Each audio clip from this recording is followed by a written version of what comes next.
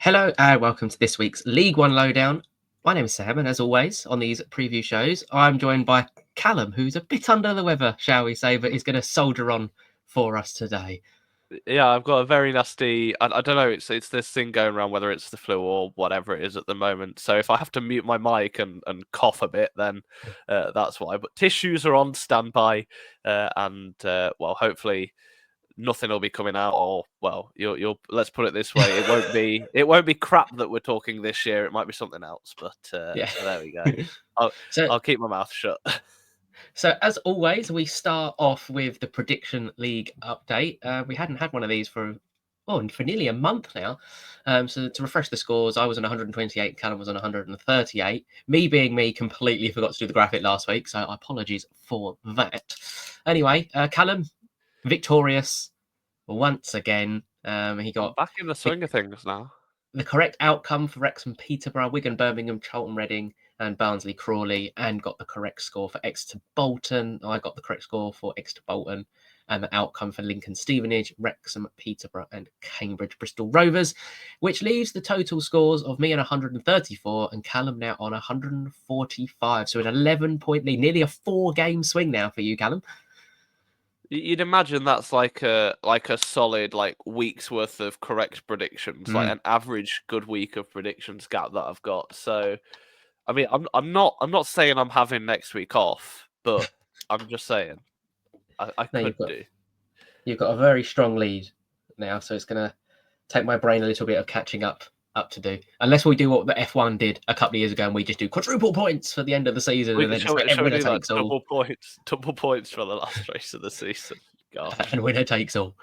So this week we've got a little bit of a different show because there's FA Cup in there. So we're going to have a look at the 5 League One games, predict our scores as normal.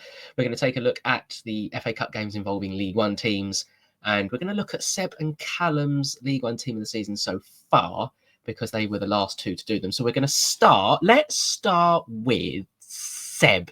Let's start with Seb's team. He's not here to defend himself. No, exactly. So the graphic is quite low resolution if you're watching on YouTube, but we will read it out for you anyway. And if you are watching on YouTube, you can also find the short on the YouTube channel. Also, a quick thank you to all the people that have subscribed over the past week. A really big influx of new people. So hello, thank you for subscribing. If you are new here, please do hit that subscribe button so you keep up to date with all the League One news. We are going to have a couple of little transfer roundup episodes in the next couple of weeks.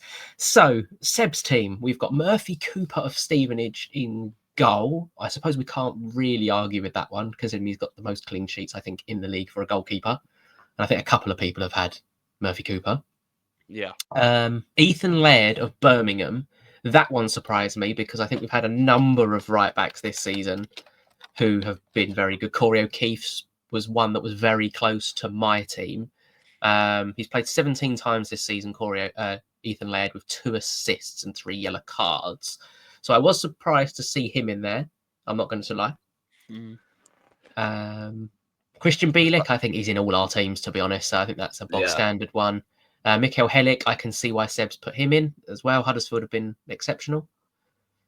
It makes sense, yeah, but you can't really. I mean, there's a couple of defenders. I mean, I don't know the formations of a lot of teams, but I feel like 3 at the back is quite popular in the league this year. So yeah, so trying to narrow that down to 2 is quite tough, but we've done it.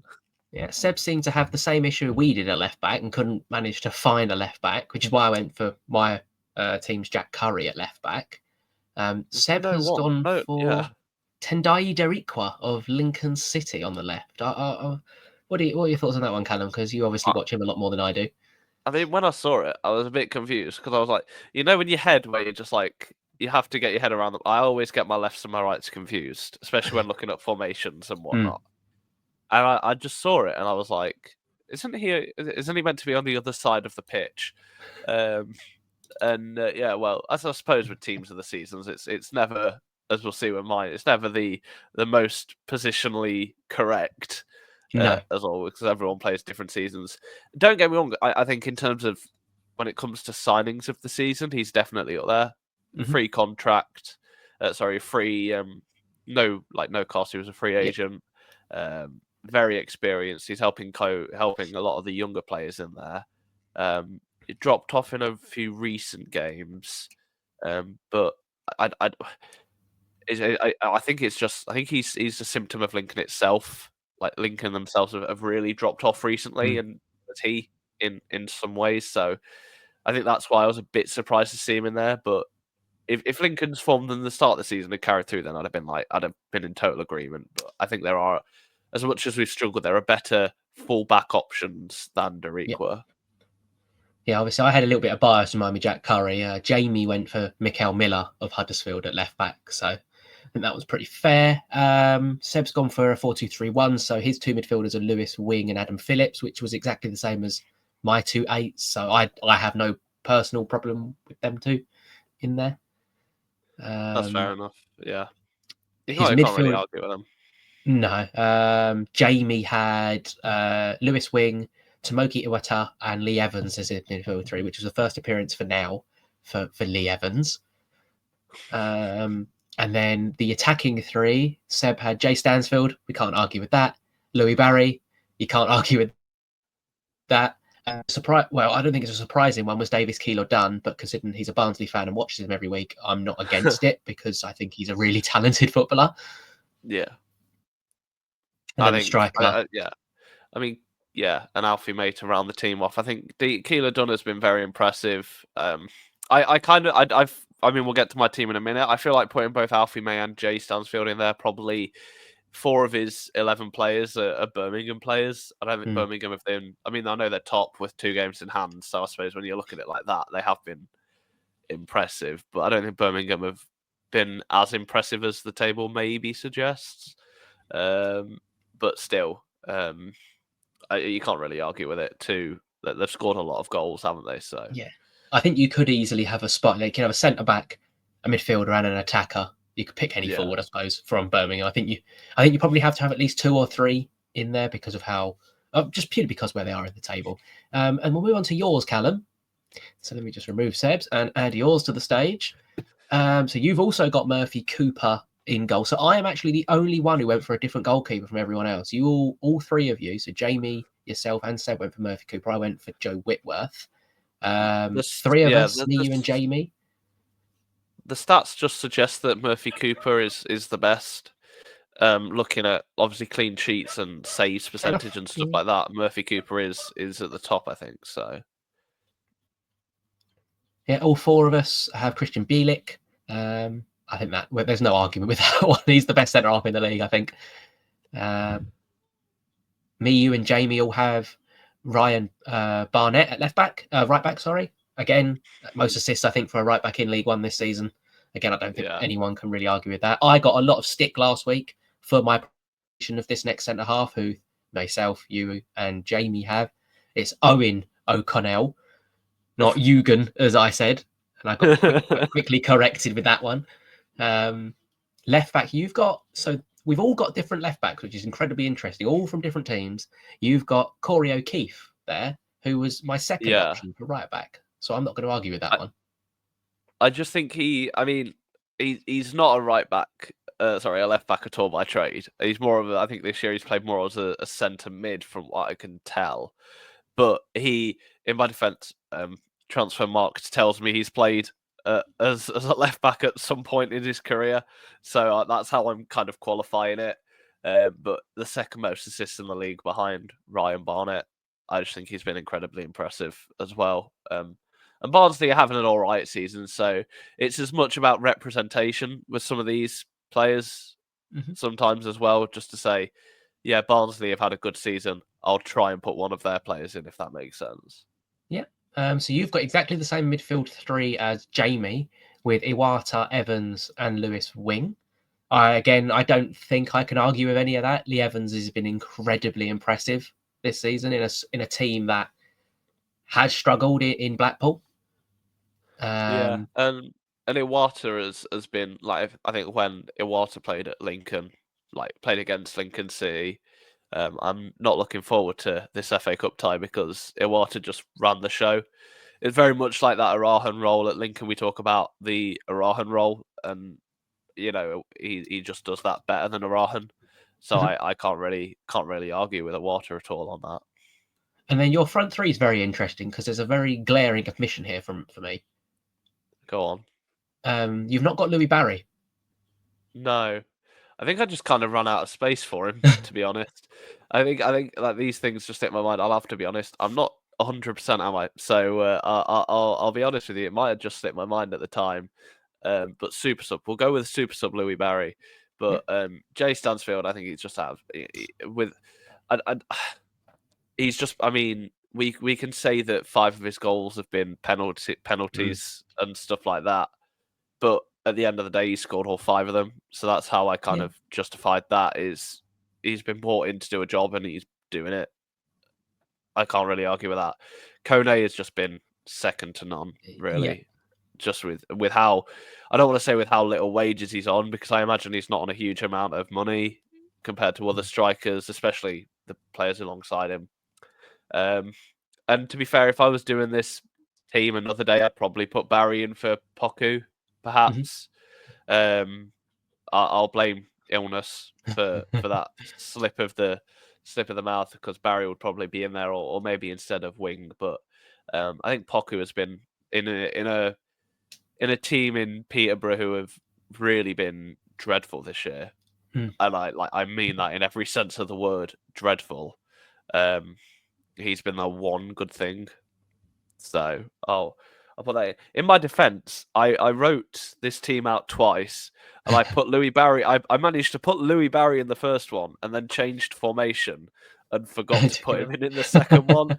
So I'll take responsibility for that. But yeah, if I was doing this again, I'd take probably Poku out and put Barry in. But I'll hold my hands up on that one.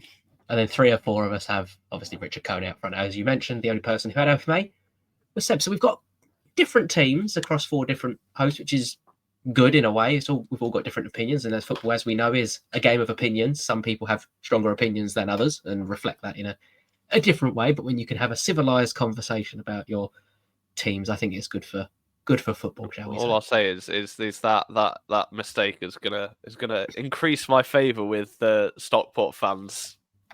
Sevenfold, isn't it? So you're now hated by Mansfield fans, and you're now hated by Stockport fans. You're now hated by 12th of the league. Because Stockport, they'll just see that I've forgotten it, and they won't listen to this part of the podcast where I'm grovelling for them to still like me. Oh dear. Anyway, so we're moving on to the predictions now. We're not going to go as in depth for this week, just because there's a whole host of games, and we'd quite like to talk about the FA Cup, because it's obviously there's a lot of League One teams still left at this stage of the competition, and some have some very juicy ties. So starting off with Blackpool versus Cambridge, it's 15th versus 23rd. Cambridge have now lost 5 in a row, looking destined for the drop, where Blackpool's form has gone back to pre-Steve Bruce Blackpool with no winning 5, 4 draws in that 5 though. Yeah, it's both two sides who are desperately out of form, just one a lot more so than others, and that's probably the difference in quality between the players and people who can just have, one out good games in Blackpool. You'd argue obviously the quality of that squad is slightly better, but not by much by any means. You'd imagine this game is probably Blackpool's to lose, but given how bad of form they're both on, it really wouldn't surprise me for this one to end 1-1 and both sides to get a point, even though it is at Blackpool. Just given how bad form, both sides will be low on confidence. You can even see a reality in where Blackpool, go ahead and then concede and draw the tie eventually. That's quite interesting, because I've gone for 3-1 to Blackpool. So again, we've got different results, but with your results, I should probably take more notice of the scores you're picking at the moment. I just think when both sides are on such bad form, it kind of breeds low confidence. That's where I can see it going. For Blackpool, though, it's a really good opportunity. If they do manage to get 3 points, gets them back in the top half and puts pressure, a little bit of pressure anyway, on the teams above. I always say you'd rather have points on the board than games in hand. That's my motto, anyway. So we've got two teams a win takes Blackpool into the top half and ahead of Lincoln. So yeah, we've now got 2 teams that hate their managers, respectively. Can you guess who it is if they hate their managers? Yeah, I mean, if I didn't have it to the screen to my left, I'd still know Rotherham and Bolton, obviously. Yeah, so Rotherham are sitting in 16th place with 1 win in their last 5, but unbeaten in 3 with 2 draws and a win.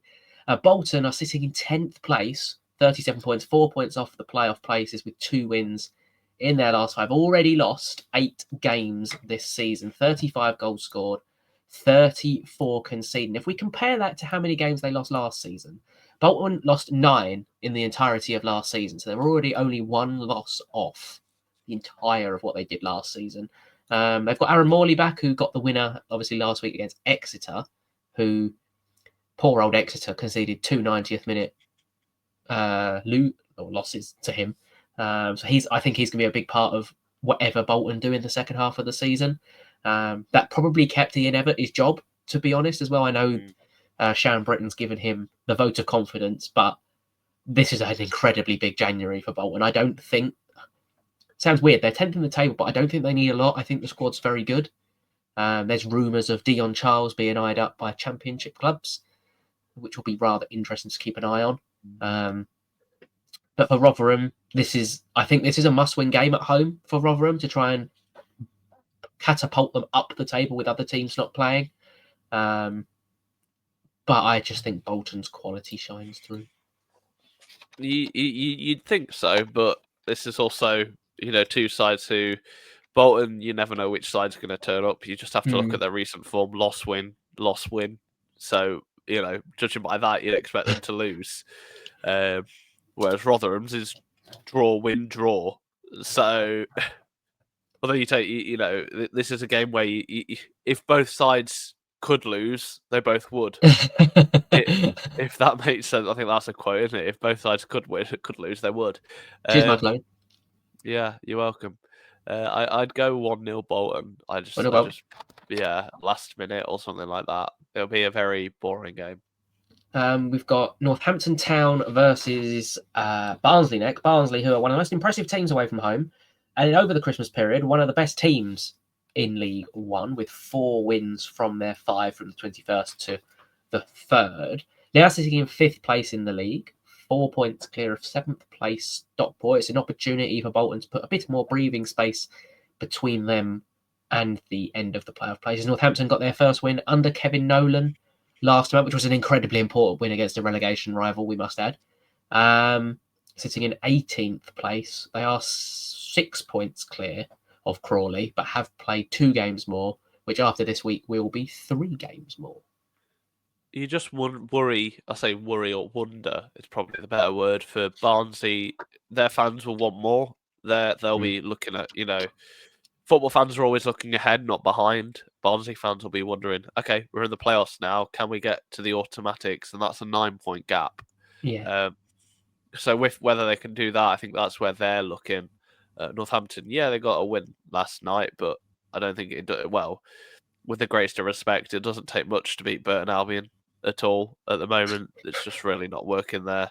If Tamworth can beat Burton Albion, then having seen how they play in the National League week in, week out, they're not exactly tough to beat, although I suppose you could say the same for Huddersfield Town after they lost to them as well earlier this year.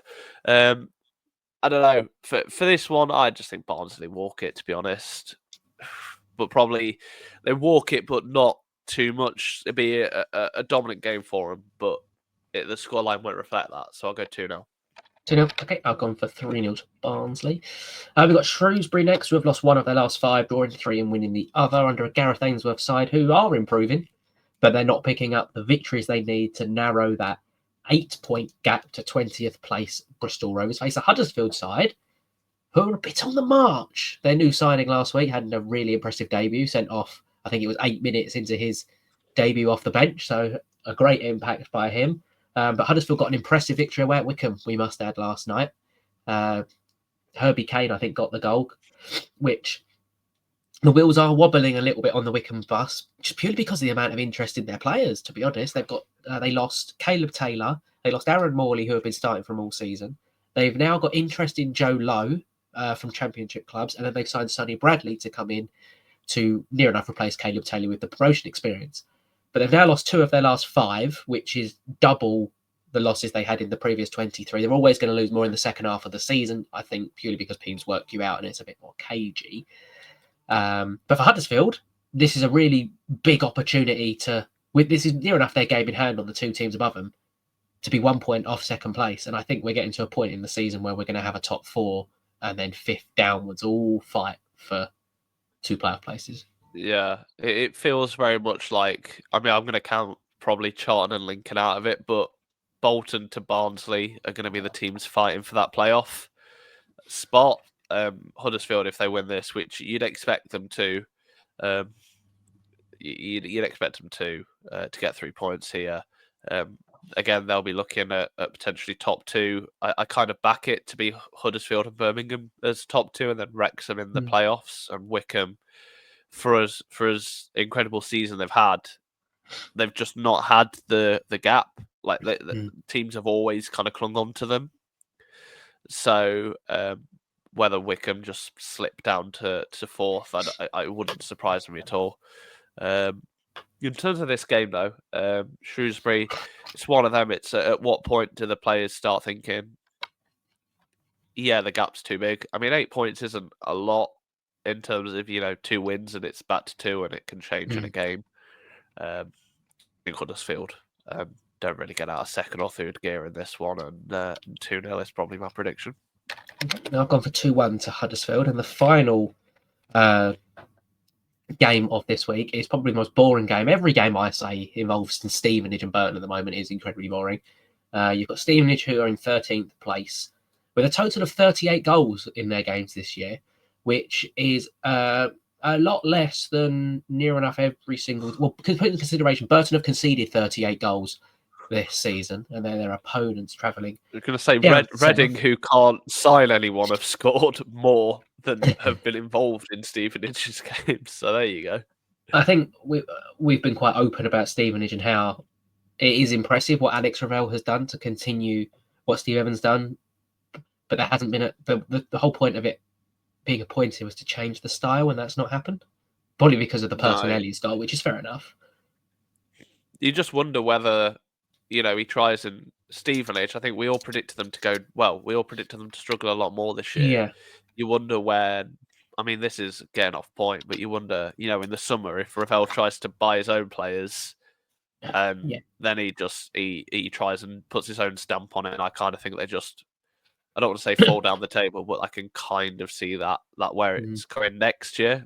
This year, I think they'll be fine. They'll stick with the same tactics for the rest of this year because it seems to be working for them. This has got 0-0 written all over it. You've actually predicted a 0-0. I am in shock. Yeah. It has a 0-0 written all over it. I've gone for a draw as well. A 1-1 draw, which would actually give Stevenage a record of 8-8-8, which is rather cool. So next, we've got the FA Cup. Now, we're not going to spend too long discussing the games purely because they involve Premier League, Championship and all that clubs, and people who are watching a League One podcast probably aren't interested in us talking about them. So we're going to see and probably discuss if we think a team can cause an upset.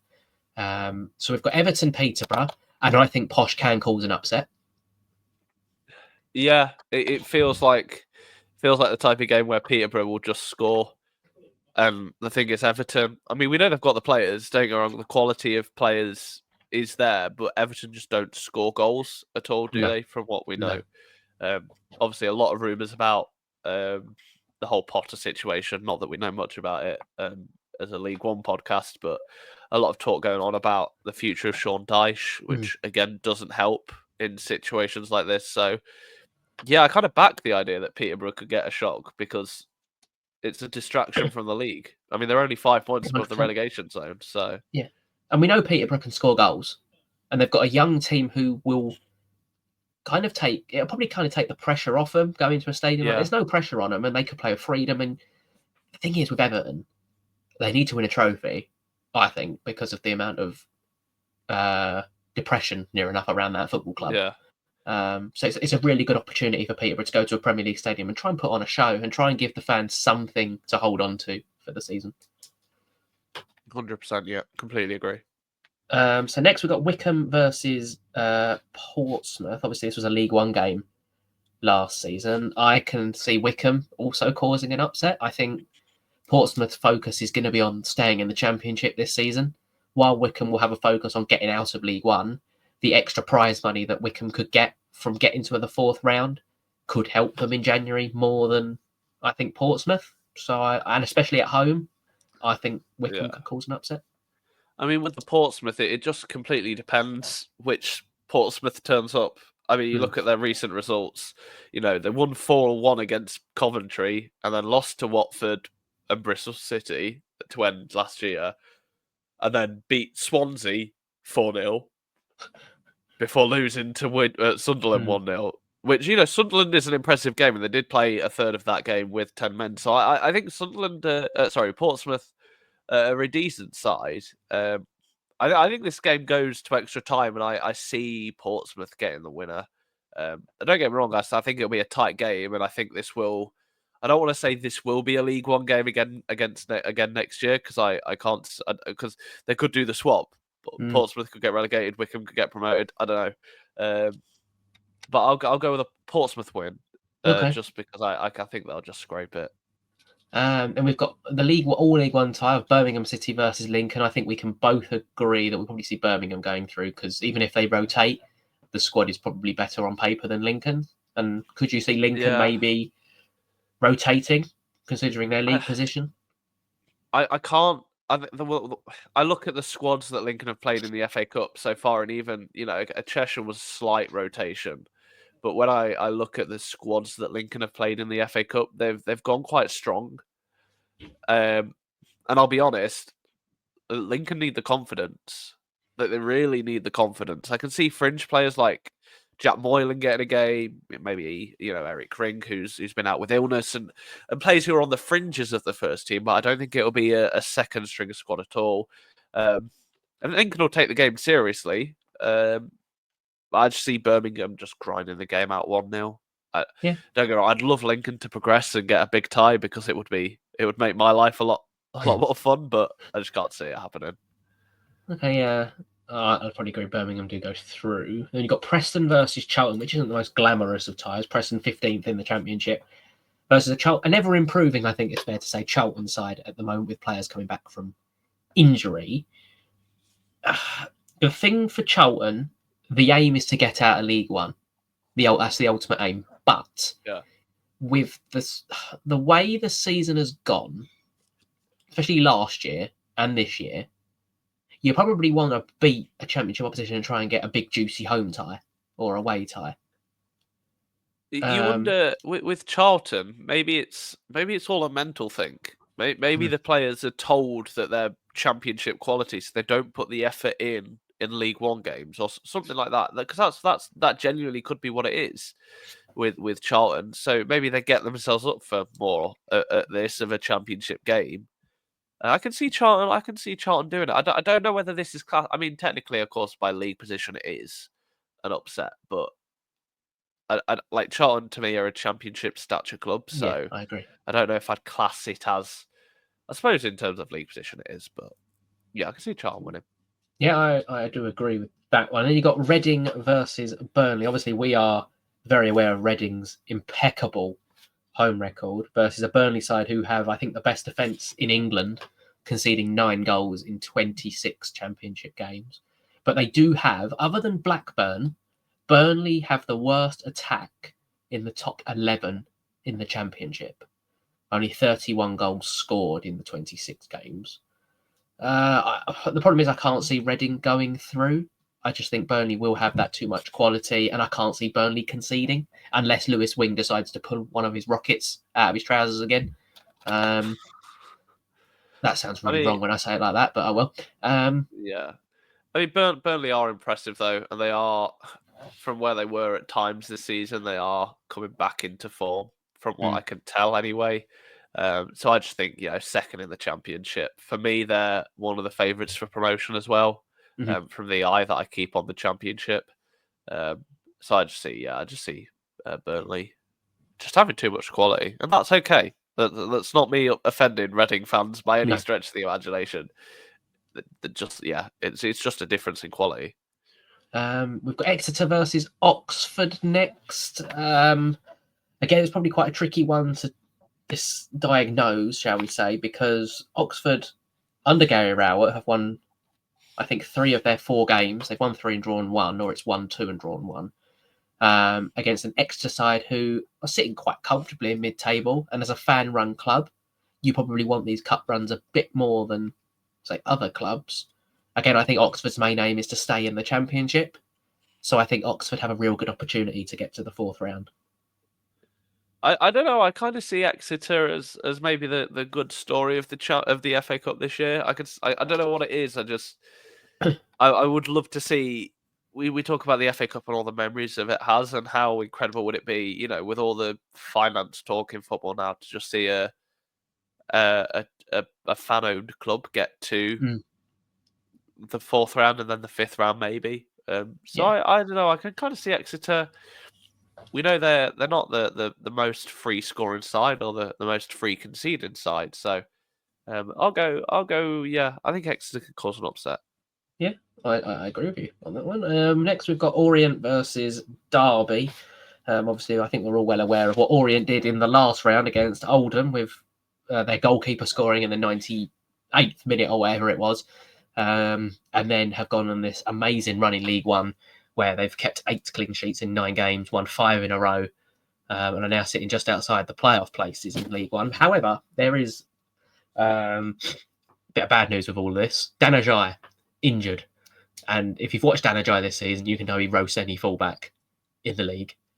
Ollie O'Neill, injured. And then the other 2 wingers, Jordan Graham and Theo Archibald, have been injured all season. So Orient have one fit winger, who's Jay Yassimi, and he splits the fan base's opinion.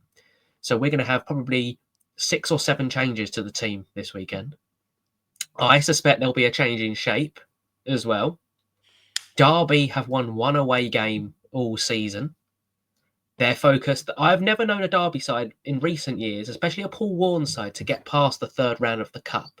So I'm looking at this, while we're playing fringe players, a really good opportunity to get to the 4th round. We're in a really good position in the league. If we can get that a little bit of extra money to get another player in, I am backing my club to win this game. I think it's a penalties game. I think it is a penalties game. Penalties. I think it is a penalties game. I think to me it is, because Derby, you never know what. I think it's a score draw. Don't get me wrong. I don't think it'll be a 0-0. I think it'll be a 2-2 or something like that. And I just see Derby getting it on penalties. I think it'll be tight. Don't get me wrong, but I just see Derby just on penalties. Yeah, the 2 meetings between the sides last year and 3-0 to Derby on both occasions, just to put it in perspective as well. I can see it being Derby's, mainly because I can already picture it now. You coming on next week's podcast, just being like, "How dare they scrap replays? We could have had a trip to Derby." And I just remind you that I know what Derby was like. I spent a lot of time there growing up. You do not want an away trip to Derby. Not the best trip. So you've gone for Derby, I've actually backed my own club for the first time in a little while. We've got Mansfield versus Wigan, another League One tie. Obviously, Wigan won the FA Cup not too long. Well, it probably is a long time ago now. 14 years ago now, isn't it? 14 years ago. They did actually get relegated from the Premier League that season, I believe, as well. It's 2 teams who, one looks like they're fighting for the playoffs, where we expected the other to fight for the playoffs. I think Mansfield will probably beat Wigan. Yeah, I just listened to that kind of like I might be slightly biased. I was working in Nottingham the other week and I heard the Mansfield commentary for when it might have just been when they got promoted from League Two last year, and I was listening to that. And I don't know what, it kind of, I don't want to say it gave me a soft spot for Mansfield, but it was just like, okay, so there is a bit of emotion around this football club. So I that kind of just softened Mansfield for me. So I'll give them a win here. I'll have the 4th round, Mansfield. And then we've got 2 League One teams playing Premier League opposition. We've got Ipswich versus Bristol Rovers. Ipswich very famously lost last year to Maidstone. Yeah. The feel-good story of last year's FA Cup. Bristol Rovers obviously got their first win in a little while last time out against, I can't remember who they played. They won 1-0, didn't they? I can't remember who they played. I think it was Cambridge. Against an Ipswich side who have hit a bit of form in the Premier League, I think it's fair to say. But again, I think we all think Ipswich's focus will be on staying in the Premier League. There is that little bit of opportunity for Bristol Rovers. And Ipswich have already lost to Wimbledon this year in the Cup, in the Carabao Cup as well. But at home, you'd expect Ipswich to win. And I think they'd be extremely disappointed if they didn't get through to the fourth round.